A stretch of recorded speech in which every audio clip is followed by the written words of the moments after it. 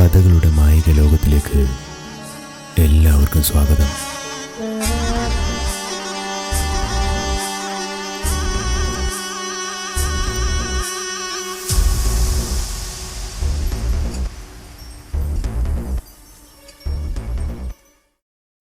ദേവദാസ് രാവിലെ പതിവിൽ നേരത്തെ കുളിച്ച് റെഡിയായി. ഇന്നത്തെ ഔദ്യോഗിക കാര്യങ്ങളെല്ലാം അദ്ദേഹം മറ്റൊരു ദിവസത്തേക്ക് മാറ്റിവെച്ചിരിക്കുകയാണ്. ഇന്ന് ഒരു യാത്രയുണ്ട്. പല സമയങ്ങളിലായി മാറ്റിവെച്ച ഈ യാത്ര ഇന്ന് പൂർത്തീകരിക്കണം.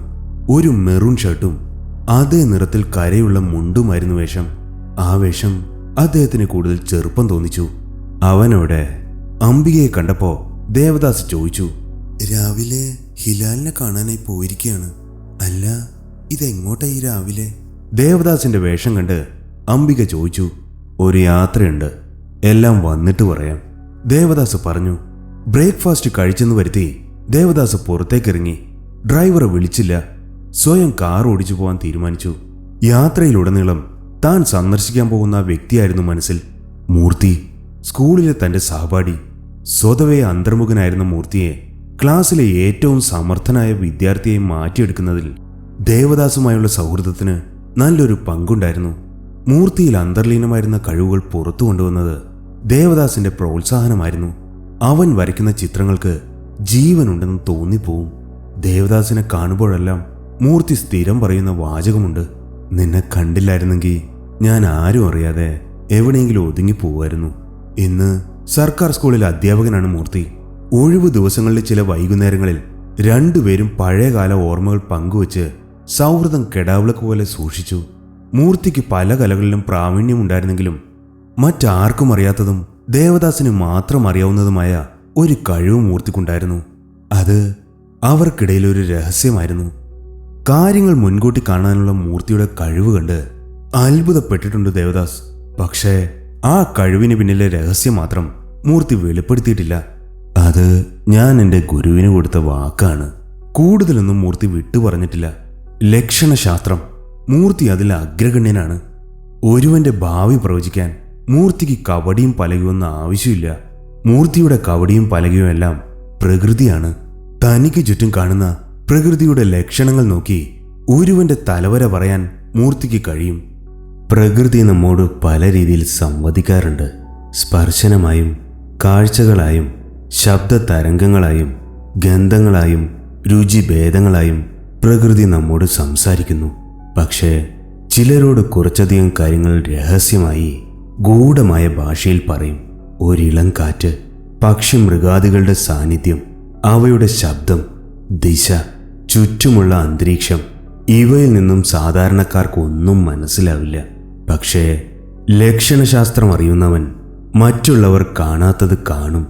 വാക്കുകൾക്കതീതമാണത്. ലക്ഷണശാസ്ത്രത്തെക്കുറിച്ച് മൂർത്തിയുടെ വാക്കുകളാണിവ. മൂർത്തി ധനസമ്പാദനത്തിനായി ഈ കഴിവ് ഉപയോഗപ്പെടുത്താറില്ല. ഇത് ദൈവത്തിന്റെ വരദാനമാണെന്ന് അവൻ വിശ്വസിക്കുന്നു. മൂർത്തിക്ക് ചിലപ്പോ ഈ സമസ്യക്കുള്ള ഉത്തരം പറയാൻ കഴിഞ്ഞേക്കും. ആ വിശ്വാസം ദേവദാസിനുണ്ട്. മൂർത്തിയുടെ വീടിന് മുന്നിൽ ദേവദാസ് കാറ് പാർക്ക് ചെയ്തു. വീടിന് മുന്നിൽ ദേവദാസിനെ പ്രതീക്ഷിച്ചെന്ന പോലെ പൂമുഖത്ത് മൂർത്തി നിൽക്കുന്നുണ്ടായിരുന്നു.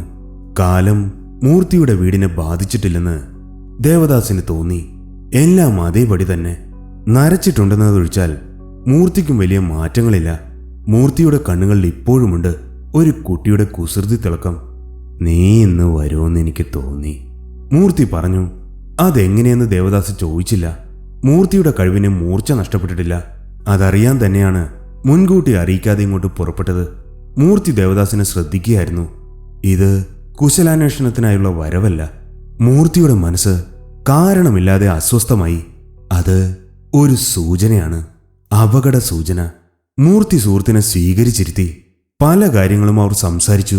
പക്ഷേ ദേവദാസിന്റെ മനസ്സിവിടെയല്ല.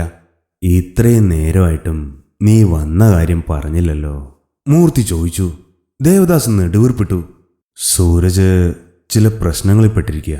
അവനെന്തേലും അപകടം സംഭവിക്കുമെന്ന് ഒരു ഭയം. നീയൊന്ന് നോക്കണം. ഉറ്റ സുഹൃത്താണെങ്കിലും ഇതാദ്യമായാണ് ഇങ്ങനെ ഒരു ആവശ്യം മൂർത്തിയോട് പറയുന്നത്. നീ വിഷമിക്കണ്ട, ഞാൻ നോക്കട്ടെ, മൂർത്തി പറഞ്ഞു. എന്നിട്ട് ദേവദാസിനെ തന്റെ പൂജാമുറിയിലേക്ക് നയിച്ചു. മുൻപ് ഒരുപാട് തവണ ഈ വീട്ടിലേക്ക് വന്നിട്ടുണ്ടെങ്കിലും പൂജാമുറി ദേവദാസ് കണ്ടിട്ടില്ലായിരുന്നു. ദൈവങ്ങളുടെ ചിത്രങ്ങളാൽ സമ്പന്നമായിരുന്നു പൂജാമുറി. മൂർത്തി വിളക്ക് കൊളുത്തി ചമ്രം പടിഞ്ഞിരുന്നു. ഉപാസനാ മൂർത്തിയായ ദേവിയെയും ഗുരുവിനെയും ധ്യാനിച്ചു. ധ്യാനനിരതനായ മൂർത്തിയെ ഉദ്വേഗത്തോടെ നോക്കിക്കൊണ്ട് ദേവദാസ് അടുത്ത് തന്നെയുണ്ട്. ഇന്ദ്രിയാതീതമായ ഒരു വാതിൽ മൂർത്തിയുടെ മുന്നിൽ തുറന്നു. അങ്ങനെയാണ് എല്ലാ പ്രാവശ്യവും സംഭവിക്കുന്നത്. ചോദ്യങ്ങൾക്കുള്ള ഉത്തരം അപ്പോൾ തെളിഞ്ഞു വരും. പക്ഷേ സംഭവിച്ചത് മറിച്ചായിരുന്നു. അവ്യക്തമായ രൂപങ്ങൾ, ഒന്നും തെളിയുന്നില്ല. ആരോ അല്ലെങ്കിൽ ഏതോ ഒരു ശക്തി ഒരു മൂടൽമഞ്ഞ് സൃഷ്ടിച്ചിരിക്കുന്നു. മൂർത്തിക്ക് വാശിയായി. ദേവിയെ മനസ്സാ സ്മരിച്ചു. അയാൾ മനസ്സ് കൂടുതൽ ഏകാഗ്രമാക്കി. അപ്പോൾ മൂടൽമഞ്ഞിന്റെ കാഠിന്യം കുറഞ്ഞു. രൂപങ്ങൾക്ക് കൂടുതൽ വ്യക്തത വന്നു. ഒരു യുവാവ് ബന്ധനസ്ഥനായി കാണപ്പെട്ടു.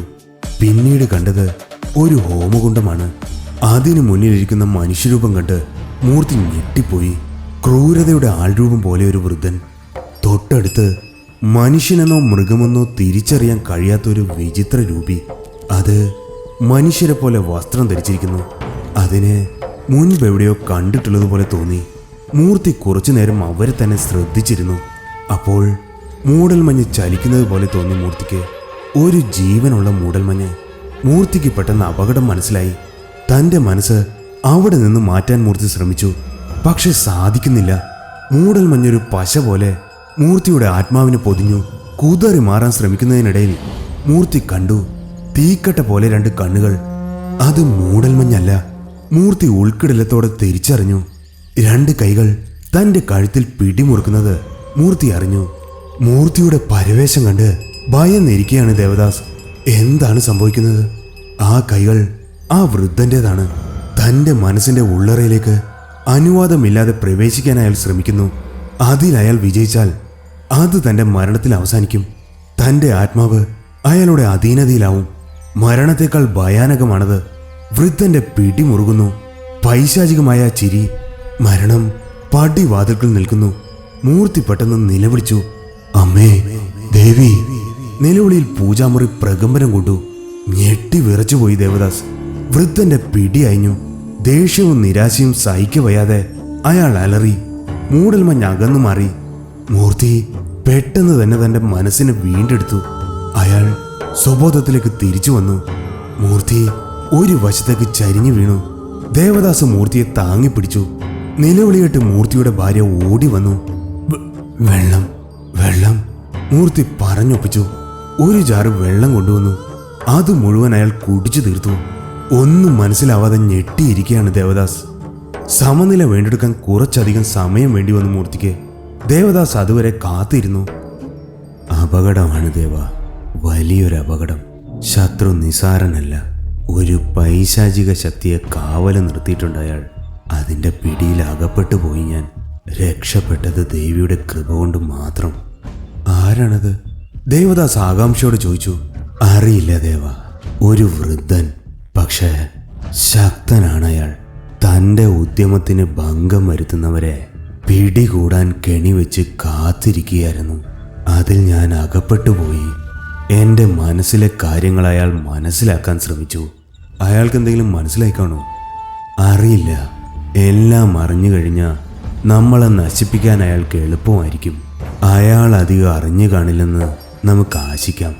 തുടർന്ന് താൻ കണ്ട അനുഭവിച്ച കാര്യങ്ങൾ മൂർത്തി ദേവദാസിനോട് പറഞ്ഞു.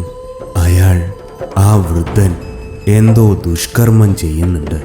എന്താണെന്നറിയില്ല. ഒരു യുവാവിനെ തടവിലിട്ടിട്ടുണ്ട്. അതിൻ്റെ കാരണവും അജ്ഞാതം. ചിലപ്പോൾ നരബലിക്കായിരിക്കും. അയാൾക്ക് ചുറ്റും ദുഷ്ടശക്തികൾ കാവലുണ്ട്. എല്ലാം അയാളുടെ അടിമകളാണ്. മൂർത്തി പറഞ്ഞു. ആ യുവാവ് ഗിരിയാണ്. ഈശ്വര! ദേവദാസ് പേടിയോടെ ഓർത്തു. ഗിരിയുടെ തിരോധാനവും തുടർന്നുള്ള സംഭവങ്ങളും ദേവദാസ് മൂർത്തിയോട് വിസ്തരിച്ച് പറഞ്ഞു. എന്തുകൊണ്ട് ഇതെന്നോട് ആദ്യമേ പറഞ്ഞില്ല? എങ്കിൽ കുറച്ചുകൂടി കരുതലോടെ ഇരിക്കാമായിരുന്നു. അല്പം ഈർഷ്യയോടെയാണ് മൂർത്തി അത് പറഞ്ഞത്. പിന്നീട് പറയണമെന്ന് ഞാൻ കരുതിയതാണ്. ഇത്രയും അപകടം ഉണ്ടാവുമെന്ന് ഞാൻ കരുതിയില്ല. ദേവദാസ് ക്ഷമാപണ സ്വരത്തിൽ പറഞ്ഞു. മൂർത്തിക്ക് വിഷമം തോന്നി. ദേവദാസ് നിസ്സഹായനാണ്. ഇങ്ങനെ ഒരവസ്ഥയിൽ ദേവദാസിനെ കണ്ടിട്ടില്ല.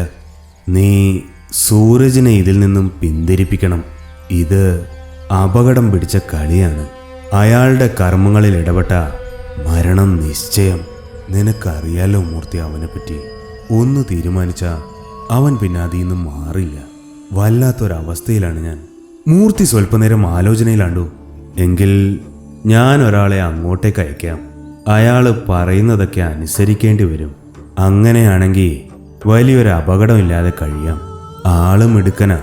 നിന്റെ മകൻ ഇതിന് സമ്മതിക്കുമോ? മൂർത്തി ചോദിച്ചു. ഞാൻ സമ്മതിപ്പിക്കാം, ദേവദാസ് ആത്മവിശ്വാസത്തോടെ പറഞ്ഞു. ശരി, എങ്കിൽ പോയി അവനെ കൺവിൻസ് ചെയ്യേ. ആളിനെ ഞാൻ ഉടനെ അങ്ങോട്ടേക്ക് അയക്കാം. ദേവദാസ് ഇറങ്ങാൻ തയ്യാറായി. ദേവാ, ഒരു കാര്യം കൂടി, മൂർത്തി പിന്നിൽ നിന്നും വിളിച്ചു. നീ പറഞ്ഞ കോടങ്കി പിന്നൻ ആ വൃദ്ധനാണ്. അയാള് മഹാമാന്ത്രികനാണ്. അയാളെക്കുറിച്ച് കൂടുതൽ വിവരങ്ങൾ ശേഖരിക്കണം. പിന്നെ മാധവൻ തമ്പിയെ അയാളോടൊപ്പം ഞാൻ കണ്ടിരുന്നു. അയാളെപ്പറ്റിയും അറിയേണ്ടതുണ്ട്. മാധവൻ തമ്പിയെ അയാളോടൊപ്പം കണ്ടെന്നോ? ദേവദാസ് ചോദിച്ചു. അതെ, കണ്ടു. അയാള് മനുഷ്യനല്ല ദേവ. പിന്നെ? മനുഷ്യരൂപത്തിൽ സഞ്ചരിക്കുന്ന പിശാചാണത്. കോടങ്കി പിന്നന്റെ ആജ്ഞാനുവർത്തി. ദേവദാസ് ഞെട്ടലോടെ മൂർത്തിയെ നോക്കി. ഇതല്ലാതെ മറ്റൊരു മൂർത്തിയും കൂടിയുണ്ട്. അതെന്താണെന്ന് അറിയില്ല. പക്ഷേ അതും അപകടകാരിയാണ്. ശത്രുക്കൾ എത്രത്തോളം പ്രബലരാണെന്ന് നിനക്ക് മനസ്സിലാവാൻ വേണ്ടി പറഞ്ഞതാണ്.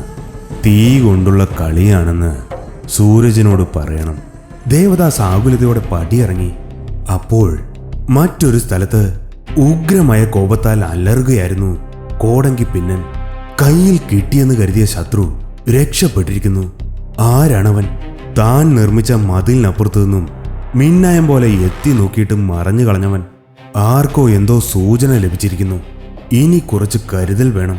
അയാൾ ചുറ്റും നോക്കിയപ്പോൾ മാധവൻ തമ്പി പേടിച്ചു വിറച്ചു നിൽക്കുന്നു. മാധവ, ഇങ്ക വാ.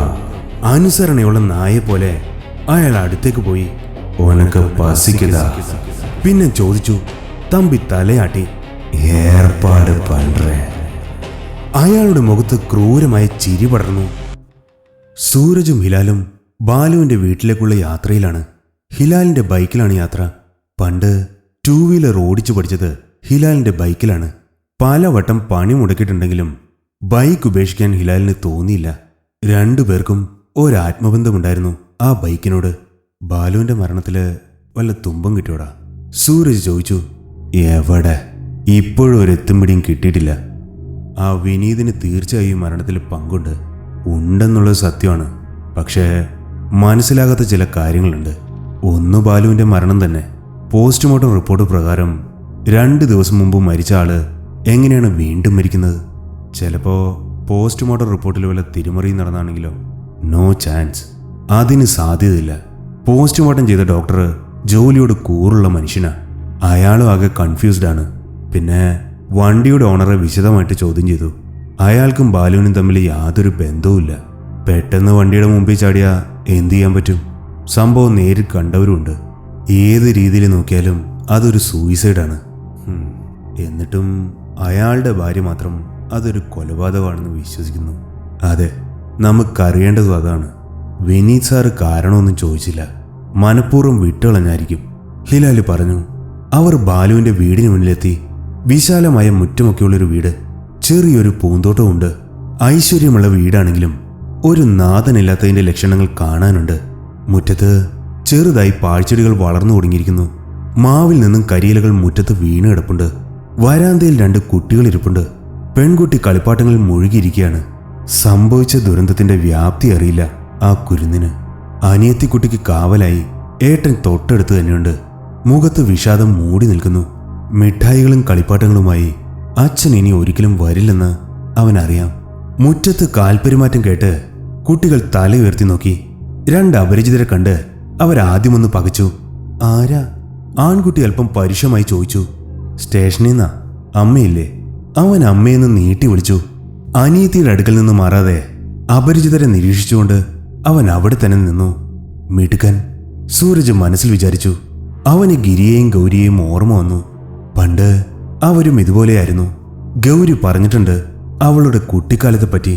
ഉള്ളിലൊരു അനക്കം കേട്ടു. കരഞ്ഞു കലങ്ങിയ കണ്ണുകളുള്ള ഒരു സ്ത്രീരൂപം പുറത്തേക്ക് വന്നു. സുനന്ദ ചോദ്യഭാവത്തിൽ അവരെ നോക്കി. പോലീസാ? മകൻ പറഞ്ഞു. രണ്ടുപേരും അകത്ത് പോയി കളിക്ക്. സുനന്ദ പറഞ്ഞു. വീട്ടിൽ വേറെ ആരുമില്ലേ? ബന്ധുക്കളോ മറ്റോ? ഹിലാൽ ചോദിച്ചു. അങ്ങനെ ആരുമില്ല. ഞങ്ങള് പ്രേമിച്ച് കല്യാണം കഴിച്ചവരാ. ബന്ധുക്കളെയൊക്കെ വെറുപ്പിച്ചിട്ട് ഞങ്ങളേ ഉള്ളൂ. പ്രേമിച്ച് കല്യാണം കഴിച്ചവർക്കൊക്കെ ഇതാ ഗതി. ചത്താലും തിരിഞ്ഞു നോക്കാൻ ഒരുത്തിനും കാണില്ല. എന്തു പറയണമെന്നറിയാതെ രണ്ടുപേരും നിന്നു. സാറുമാരെന്തിനാ വന്നത്? ഞങ്ങള് ബാലുവിന്റെ മരണത്തെക്കുറിച്ച് ചില കാര്യങ്ങൾ ചോദിച്ചറിയാൻ വന്നതാണ്, ഹിലാൽ പറഞ്ഞു. അത് ആത്മഹത്യയാണെന്ന് നിങ്ങളൊക്കെ ഉറപ്പിച്ചതല്ലേ? പിന്നെ എന്താണ്? ഇനി ഇതിന്റെ പിറകെ നടക്കാൻ എനിക്ക് വയ്യ. 2 പിള്ളേരുടെ കാര്യം നോക്കണ്ടേ? പോരാത്തതിന് ഫോൺ വഴിയുള്ള ഭീഷണികളും. അതുകൊണ്ടാണ് കേസിൽ നിന്ന് പിന്മാറിയത്. ഇനി ഇതിന്റെ പേരിൽ ഞങ്ങളെ ഉപദ്രവിക്കരുത്. ഞങ്ങൾക്ക് നിങ്ങളുടെ പ്രശ്നങ്ങൾ മനസ്സിലാക്കാൻ കഴിയും. ബാലുവിന്റെ മരണത്തിലെ ദുരൂഹത മാറണമെന്ന് തന്നെയാണ് ഞങ്ങളുടെയും ആഗ്രഹം. നിങ്ങളെ സഹായിക്കാനാണ് ഞങ്ങൾ ശ്രമിക്കുന്നത്. ഞങ്ങൾ കാരണം ഒരു തരത്തിലുള്ള ബുദ്ധിമുട്ടുകളും നിങ്ങൾക്കുണ്ടാവില്ല. സൂരജാണ് മറുപടി പറഞ്ഞത്. ആത്മഹത്യയാണെന്ന് പ്രത്യക്ഷത്തിൽ എല്ലാവർക്കും ബോധ്യപ്പെട്ട സംഭവം. അത് കൊലപാതകമാണെന്ന് നിങ്ങൾ പറയുന്നു. അതിൻ്റെ കാരണമാണ് ഞങ്ങൾക്കറിയേണ്ടത്, ഹിലാൽ പറഞ്ഞു. നമ്മുടെ ഈ കൂടിക്കാഴ്ച പരമരഹസ്യമായിരിക്കും. പേടിക്കണ്ട, ഒരാപത്തും വരില്ല, സൂരജ് ഉറപ്പ് നൽകി. തമ്പിയിൽ നിന്നും ആപത്ത് വരില്ലേ? സുനന്ദിയുടെ ചോദ്യം കേട്ട് രണ്ടുപേരും ഞെട്ടിപ്പോയി. മാധവൻ തമ്പിയോ? ഹിലാൽ ചോദിച്ചു. അയാള് തന്നെ. അയാളുടെ PA ആയിരുന്നു ബാലുവേട്ടൻ. നിങ്ങൾക്കത് അറിയില്ലേ? രണ്ടുപേരും മുഖത്തോട് മുഖം നോക്കി. ഞാൻ നിങ്ങളുടെ SI സാറിനോട് ഈ വിവരങ്ങളൊക്കെ പറഞ്ഞതാ. ഒരു പ്രയോജനവും ഇല്ല. എന്നെയും കുഞ്ഞുങ്ങളെയും ആട്ടി ഓടിക്കുകയായിരുന്നു അയാള്. സൂരജിനും ഹിലാലിനും എന്തു പറഞ്ഞവരെ ആശ്വസിപ്പിക്കണമെന്ന് അറിയില്ലായിരുന്നു. ഇന്നാളും കൂടി അയാൾ ഇവിടെ വന്നിരുന്നു. ആ തമ്പി കേസിൽ നിന്ന് പിന്മാറണമെന്ന് ആവശ്യപ്പെട്ടു. ഇല്ലെങ്കിൽ എന്നെയും എൻ്റെ മക്കളെയും കൊന്നു തിന്നുമെന്ന് പറഞ്ഞു ആ മൃഗം. അത് പറയുമ്പോൾ സുനന്ദയുടെ മുഖത്ത് ഭയത്തിന്റെയും വെറുപ്പിന്റെയും സമ്മിശ്ര ഭാവങ്ങൾ പ്രകടമായിരുന്നു. സൂരജ് അപ്പോൾ അച്ഛന്റെ വാക്കുകൾ ഓർത്തു. വേട്ടയാടാൻ വെമ്പി നിൽക്കുന്ന ഒരു വന്യമൃഗം. ഒരുപാട് സ്വാധീനമുള്ള മനുഷ്യനാണ് അയാൾ. അയാളിൽ നിന്നും ഞങ്ങളെ രക്ഷിക്കാൻ നിങ്ങൾക്ക് കഴിയുമോ? സുനന്ദ ചോദിച്ചു. കഴിയും, ഒരു സങ്കോചവും കൂടാതെ സൂരജ് പറഞ്ഞു. ഹിലാൽ വിശ്വാസം വരാതെ അവനെ നോക്കി. നിങ്ങളെ ആരും ഒന്നും ചെയ്യില്ല, ഞാൻ ഉറപ്പു തരാം, സൂരജ് പറഞ്ഞു. ഇനി പറഞ്ഞോളൂ, എന്തുകൊണ്ടാണ് ബാലുവിന്റെ മരണം കൊലപാതകമാണെന്ന് നിങ്ങൾ പറയുന്നത്? ഹിലാൽ ചോദിച്ചു. സുനന്ദ പറഞ്ഞു തുടങ്ങി. തമ്പിയുടെ PA ആയിട്ട് കുറച്ച് ദിവസങ്ങളെ ആയിരുന്നുള്ളൂ. അത്യാവശ്യം നല്ല പാക്കേജ് ആയിരുന്നു. വിചിത്ര സ്വഭാവമുള്ള മനുഷ്യനാണ് തമ്പിയെന്ന് എന്നോട് ഏട്ടൻ പറഞ്ഞിട്ടുണ്ട്. കുറച്ച് ദിവസങ്ങളായി ആൾ അപ്സെറ്റ് ആയിരുന്നു. ആക്സിഡന്റിന് 2 ദിവസം മുന്നേ എന്നെ ഏട്ടൻ ഓഫീസിൽ നിന്ന് വിളിച്ചിരുന്നു. തമ്പി ദുഷ്ടനാണെന്നും അയാൾ അപായപ്പെടുത്താൻ ശ്രമിക്കുമെന്നൊക്കെ പറഞ്ഞു. ആള് വല്ലാതെ ഭയന്നിരുന്നു. ഫോൺ പെട്ടെന്ന് കട്ടായി. അങ്ങോട്ട് വിളിച്ചിട്ട് കിട്ടിയതുമില്ല. അന്ന് രാത്രി വൈകിയാണ് എത്തിയത്. സുനന്ദ ആ രാത്രി ഓർത്തെടുത്തു. ഇടിയും മഴയുമുള്ള രാത്രി. ആകെ ടെൻഷൻ അടിച്ചിരിക്കുകയായിരുന്നു. നനഞ്ഞു കുതിർന്നു വന്ന ബാലുവിനെ കണ്ട് അവൾ അമ്പരന്നു. മുഖത്താകെ ക്ഷീണഭാവം. അവൾ ഒരു ടവലെടുത്ത് തല തോർത്തി കൊടുത്തു. അപ്പോഴാണ് പുറത്തൊരു നിഴലനക്കം ശ്രദ്ധിച്ചത്. പെട്ടെന്നുണ്ടായ മിന്നലിന്റെ പ്രകാശത്തിൽ അവൾ ആ മുഖം കണ്ടു. ആരായിരുന്നു അത്? ഹിലാൽ ആകാംക്ഷയോടെ ചോദിച്ചു. അറിയില്ല, ഒരു മിന്നായം പോലെ കണ്ടതേ ഉള്ളൂ. പിന്നീട് നോക്കിയപ്പോൾ കണ്ടില്ല. ചോദിച്ചപ്പോൾ ഫ്രണ്ടാണെന്ന് പറഞ്ഞു. പക്ഷേ പിന്നീട് അധികം സംസാരിച്ചിട്ടില്ല. എപ്പോഴും എങ്ങോട്ടും നോക്കിയിരിക്കും. കുട്ടികളെ ശ്രദ്ധിച്ചിട്ടില്ല. ഒന്നിലും താല്പര്യമില്ല. വിരക്തി ബാധിച്ച പോലെ. സൈക്കാട്രിസ്റ്റിനെ കാണിക്കണമെന്ന് കരുതിയതാണ്. അപ്പോയിൻമെന്റ് ഒക്കെ റെഡിയായിരുന്നു.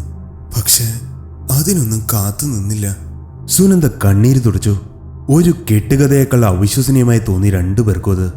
പക്ഷേ കണ്ടവർക്കത് ആത്മഹത്യ തന്നെയായിരുന്നു. കണ്ടു നിന്നവർക്കും വണ്ടി ഓടിച്ചാൾക്കും ബാലുവുമായി യാതൊരു ബന്ധവുമില്ല. ഒരു കൊലപാതകമാണെന്ന് പറയാൻ തക്ക തെളിവുകളുമില്ല. ഒരുപക്ഷെ ബാലുവിന് എന്തെങ്കിലും ഡിപ്രഷൻ ആയിരിക്കാം, ഹിലാൽ തന്റെ അനുമാനം പറഞ്ഞു. ആത്മഹത്യയാണെങ്കിൽ പിന്നെ എന്തിനാണ് തമ്പി കേസിൽ നിന്നും പിന്മാറാൻ എന്നോട് ആവശ്യപ്പെട്ടത്? സുനന്ദയുടെ ചോദ്യത്തിന് മറുപടി ഉണ്ടായില്ല. നിങ്ങൾ പറയുന്ന സാക്ഷികളും വണ്ടി ഓടിച്ച ആളും തമ്പിയുടെ ആൾക്കാരാണെങ്കിലോ? അതിന് മറുപടിയില്ല. ചിലപ്പോ എന്തെങ്കിലും ഡ്രഗ്സ് ശരീരത്തിൽ കുത്തിവെച്ചിട്ടുണ്ടാവും. അതുകൊണ്ടായിരിക്കും അപകടം സംഭവിച്ചത്, സുനന്ദ പറഞ്ഞു. ഇതൊക്കെ അനുമാനങ്ങളാണ്. പോസ്റ്റ്മോർട്ടം റിപ്പോർട്ടിൽ ഡ്രഗ്സിന്റെയോ മദ്യത്തിന്റെയോ പ്രസൻസ് ഇല്ലായിരുന്നു, ഹിലാൽ പറഞ്ഞു. നിങ്ങളുടെ റിപ്പോർട്ടിൽ തന്നെയല്ലേ ആക്സിഡന്റിൽപ്പെട്ട് മരിച്ചയാള് 2 ദിവസം മുന്നേ മരിച്ചെന്ന് പറഞ്ഞിരിക്കുന്നത്. ഈ റിപ്പോർട്ട് ഞാൻ വിശ്വസിക്കണമെന്നാണോ നിങ്ങൾ പറയുന്നത്? ഒരാളെങ്ങനെ 2 വട്ടം മരിക്കുന്നത്? സുനന്ദ ചോദിച്ചു. അത് ഞങ്ങൾക്ക് ഇനിയും മനസ്സിലാക്കാൻ കഴിഞ്ഞിട്ടില്ല. ഹിലാല് കീഴടങ്ങിയ മട്ടിൽ പറഞ്ഞു. ബാലുവേട്ടൻ ഒരിക്കലും ആത്മഹത്യ ചെയ്യില്ല. ആത്മഹത്യ ചെയ്യുന്നവര് ഭീരുക്കളാണെന്നാണ് ബാലുവേട്ടന്റെ അഭിപ്രായം. നിങ്ങൾക്ക് ആത്മഹത്യയാണെന്ന് പറയാൻ 100 കാരണങ്ങളുണ്ടാവും. അങ്ങനെയല്ലെന്ന് പറയാൻ എനിക്കും കാരണങ്ങളുണ്ട്. കുറച്ചു നേരത്തേക്ക് ആരും ഒന്നും മിണ്ടിയില്ല. അന്ന് രാത്രിയിൽ കണ്ടെന്ന് പറഞ്ഞ ആള് കാണാൻ എങ്ങനെയാണ്? സൂരജ് ചോദിച്ചു. ഒരു 25-30 വയസ്സ് തോന്നിക്കും. വേറെ ഒന്നും അറിയില്ല. മിന്നായം പോലെ കണ്ടതല്ലേ? സുനന്ദ പറഞ്ഞു. വീണ്ടും കണ്ടാൽ തിരിച്ചറിയാൻ പറ്റുമോ? ഹിലാല് ചോദിച്ചു. പറ്റും. എന്നും ഞാൻ ആ മുഖം ഓർത്തെടുക്കാറുണ്ട്, ഒരിക്കലും മറക്കാതിരിക്കാൻ. സുനന്ദ ആത്മവിശ്വാസത്തോടെ പറഞ്ഞു. സൂരജ് തന്റെ ഫോൺ നമ്പർ സുനന്ദയ്ക്ക് നൽകി. എന്തു പ്രശ്നമുണ്ടെങ്കിലും എന്നെ വിളിക്കാൻ മടിക്കരുത്, സൂരജ് പറഞ്ഞു. ചായ കുടിച്ച ശേഷം രണ്ടുപേരും യാത്ര പറഞ്ഞിറങ്ങി. നിനക്കെന്ത് തോന്നുന്നു? സൂരജ് ചോദിച്ചു. പുതിയ ചില കാര്യങ്ങൾ മനസ്സിലായി, പക്ഷേ ഈ വിവരങ്ങൾ വെച്ച് ഒന്നും ചെയ്യാൻ പറ്റില്ല, ഹിലാലി നിരാശയോടെ പറഞ്ഞു. സൂരജിനും അത് തന്നെയാണ് തോന്നിയത്.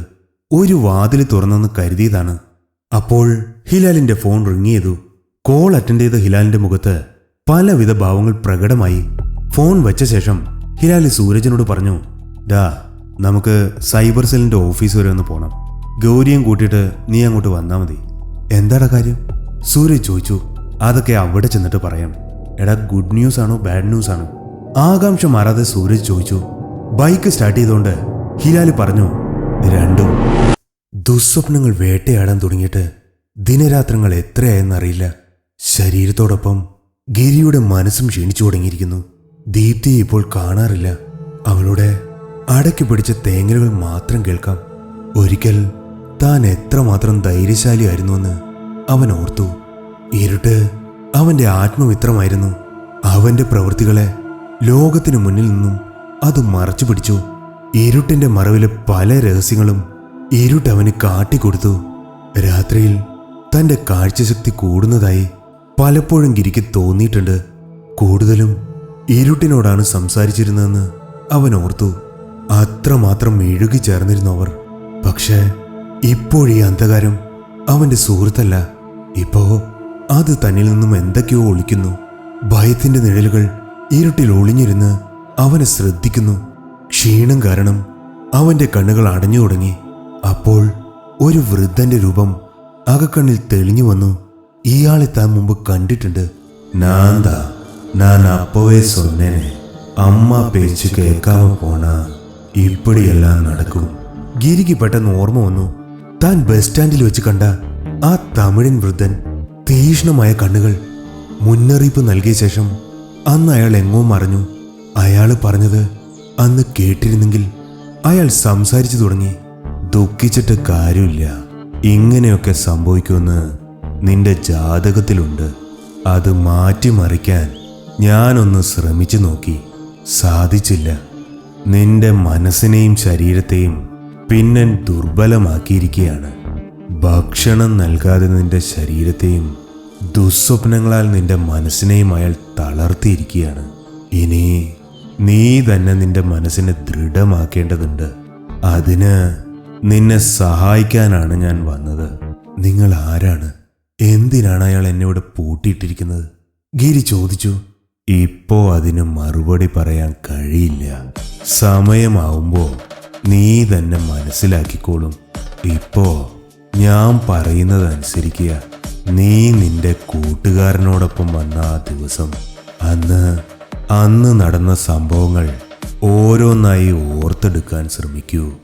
ആ നശിച്ച ദിവസം എങ്ങനെ മറക്കാനാണ്? ഭയം കാരണം അന്നത്തെ സംഭവങ്ങൾ ഓർക്കാറില്ലായിരുന്നു. ഗിരിയുടെ മനസ്സ് പിന്നിലേക്ക് സഞ്ചരിച്ചു. വീട്ടിൽ നിന്നിറങ്ങിയത്, ജെയ്സനെ കണ്ടത്, ബസ് സ്റ്റാൻഡിലെ സംഭവങ്ങൾ, തൊരപ്പൻ രവി, ബസ് യാത്ര. ഗിരിയുടെ മനസ്സ് പെട്ടെന്ന് ആ ബസ് യാത്രയിൽ തറഞ്ഞു നിന്നു. യാത്രക്കിടയിൽ താൻ എന്താണ് ചെയ്തത്? ഗിരിയുടെ ഹൃദയം പെരുമ്പറ മുഴക്കാൻ തുടങ്ങി. എന്തുകൊണ്ട് താനിത് നേരത്തെ ഓർത്തില്ല? നിനക്ക് ദൈവാനുഗ്രഹമുണ്ട് ഗിരി. അതുകൊണ്ടാണ് അന്നങ്ങനെ ചെയ്യാൻ നിനക്ക് തോന്നിയത്. ഇനി നിന്നെ തേടി നിന്റെ വേണ്ടപ്പെട്ടവർ വരും. ധൈര്യമായിരിക്കുക. അപ്പോ ഞാനിവിടെ നിന്ന് രക്ഷപ്പെടുവോ? പിന്നെൻ്റെ പിടിയിൽ നിന്നും രക്ഷപ്പെടുക കഠിനമാണ്. നിന്റെ മനസ്സ് വീണ്ടും ശക്തി പ്രാപിക്കാൻ പിന്നെ അനുവദിക്കില്ല. ദുസ്വപ്നങ്ങൾ കൊണ്ട് നിന്റെ മനസ്സിനെ തളർത്താൻ അവൻ ശ്രമിച്ചുകൊണ്ടേയിരിക്കും. നിന്റെ ആത്മാവിനെ കീഴടക്കാൻ അവനെ ഒരിക്കലും അനുവദിക്കരുത്. നിനക്ക് പ്രയാസമാണെന്നറിയാം, എങ്കിലും ഈശ്വരനോട് പ്രാർത്ഥിക്കുക. എല്ലാം ശുഭമാകുമെന്ന് വിശ്വസിക്കുക. രവിക്ക് എന്താണ് പറ്റിയെന്ന് പറയാമോ? അവൻ ജീവനോടെ ഉണ്ടോ? ഗിരി ചോദിച്ചു. ഞാൻ പറഞ്ഞല്ലോ, സമയമാവുമ്പോൾ നീ എല്ലാം അറിയും. ഇപ്പോ ശുഭാപ്തി വിശ്വാസത്തോടെ ഇരിക്കുക. ഗിരി ഉണർന്നെഴുന്നേറ്റു. അവന്റെ ശരീരം അപ്പോഴും ക്ഷീണിതമായിരുന്നു. പക്ഷേ പ്രത്യാശയുടെ കിരണങ്ങൾ അവന്റെ മനസ്സിനെ ഉത്തേജിപ്പിച്ചു. സൂരജും ഗൗരിയും സൈബർ സെല്ലിന്റെ ഓഫീസിലെത്തി. ഹിലാൽ അവരെ കാത്തു നിൽപ്പുണ്ടായിരുന്നു. ഗൗരിയുടെ ഫോൺ കയ്യിലുണ്ടല്ലോ അല്ലേ? ഹിലാൽ ചോദിച്ചു. ഉണ്ട്. ഗൗരി ഫോൺ കയ്യിലെടുത്തു. അവർ മൂവരും ഓഫീസിനുള്ളിൽ കയറി. അവിടെ ഒരു മൂലയിൽ പേടിച്ച് വിറച്ചു നിൽക്കുന്ന ഒരു കൗമാരക്കാരനെ ഗൗരി ശ്രദ്ധിച്ചു. ഇവൻ അമ്മ സ്ഥിരമായി പാല് വാങ്ങുന്ന വീട്ടിലെ പയ്യനാണല്ലോ. ഇവനെന്താ ഇവിടെ? ഈ പയ്യൻ? ഗൗരി ഹിലാലിനോട് ചോദിച്ചു. ഇവനാണ് മെയിൻ വില്ലൻ, ഹിലാൽ പറഞ്ഞു. ഗൗരിക്കൊന്നും മനസ്സിലായില്ല. നിനക്ക് അനാവശ്യ മെസ്സേജുകൾ അയച്ചുകൊണ്ടിരുന്നത് ഇവനായിരുന്നു, സൂരജ് പറഞ്ഞു. ഇവൻ വേറെ പല അവന്മാർക്കും നമ്പർ കൊടുത്തിട്ടുണ്ട്, അവന്മാരെയും പൊക്കണം. ഹിലാൽ പറഞ്ഞത് കേട്ട് ഗൗരി ആ പയ്യനെ രൂക്ഷമായി നോക്കി. ആ നോട്ടം നേരിടാനാവാതെ അവൻ തല കുനിച്ചു നിന്നു. ചില ദിവസങ്ങളിൽ പാല് വാങ്ങാൻ പറ്റിയെന്ന് വരില്ല. അപ്പോ ഫോൺ വിളിച്ച് പാല് വേണ്ടെന്ന് മുൻകൂട്ടി അറിയിക്കും. തന്നെ ചേച്ചിയെന്ന് വിളിച്ചിരുന്ന ഇവൻ തന്നെയാണ് ഈ പണി ഒപ്പിച്ചതെന്ന് അവൾക്ക് വിശ്വസിക്കാൻ കഴിഞ്ഞില്ല. ഈ പ്രായത്തിൽ ഫേക്ക് ഐഡിയും പല പേരുകളിലുള്ള സിം കാർഡുകളും. ആളും എടുക്കനാ, ഹിലാല് പറഞ്ഞു. പയ്യന്റെ അച്ഛൻ അപ്പോഴേക്കും വിവരമറിഞ്ഞെത്തി. ഗൗരി അയാളുടെ അടുത്തെത്തി. അവന് ഞാൻ കുറ്റം പറയില്ല, ഇത് നിങ്ങളുടെ തെറ്റാണ്, അവള് പറഞ്ഞു. ഞങ്ങൾക്കിതൊന്നേ ഉള്ളൂ, ഫോൺ വാങ്ങിക്കൊടുത്തില്ലെങ്കിൽ ചത്തു കളയുമെന്ന് പറഞ്ഞു. എനിക്ക് എന്ത് ചെയ്യാൻ പറ്റും? അയാൾ നിസ്സഹായനായി പറഞ്ഞു. അവൾ ഹിലാലിനോട് പറഞ്ഞു. ചെറുക്കനെ വിട്ടേക്ക്, എനിക്ക് പരാതിയില്ല. അല്ലെങ്കിലും ഒന്നും ചെയ്യാൻ പറ്റില്ല, മൈനറല്ലേ, ഉപദേശിച്ചു വിടാനേ പറ്റുള്ളൂ. പക്ഷേ ബാക്കിയുള്ളവന്മാരൊക്കെ മൂത്ത് വിളഞ്ഞതാ, അവന്മാരെയൊക്കെ പൊക്കണം, ഹിലാല് പറഞ്ഞു. ഉപദേശം ഞാൻ കൊടുക്കാം, ഗൗരി പറഞ്ഞു. ഗൗരി മെല്ലെ ആ പയ്യന്റെ അടുത്തെത്തി. എല്ലാവരും ആശങ്കയോടെ അവളെ നോക്കി. നിന്റെ പ്രായത്തിലുള്ള ഒരുത്തനും അവന്റെ കൂട്ടുകാരും കൂടി ചേർന്നാണ് ഡൽഹിയില് എന്നെ പോലൊരു പെണ്ണിനെ വലിച്ചു കയറിയത്. നിനക്ക് അങ്ങനെ വല്ല പ്ലാനുണ്ടോ? ചേച്ചി പറ്റിപ്പോയി. അവൻ കരച്ചിലിന്റെ വക്കിലെത്തിയിരുന്നു. ഇനി ഇമ്മാതിരി പരിപാടിയായിട്ട് ഇറങ്ങാൻ നിൽക്കരുത്. ഇറങ്ങിയ അവളുടെ ഭാവമാറ്റം കണ്ട് അച്ഛനും മകനും നടുങ്ങി. ഇനി ഇങ്ങനെ ഉണ്ടാവില്ല മോളെ, എന്റെ വാക്കാണ്, പയ്യന്റെ അച്ഛൻ പറഞ്ഞു. ഗൗരി സൂരജിന്റെ അടുക്കൽ വന്നു. രംഗം ശാന്തമായി.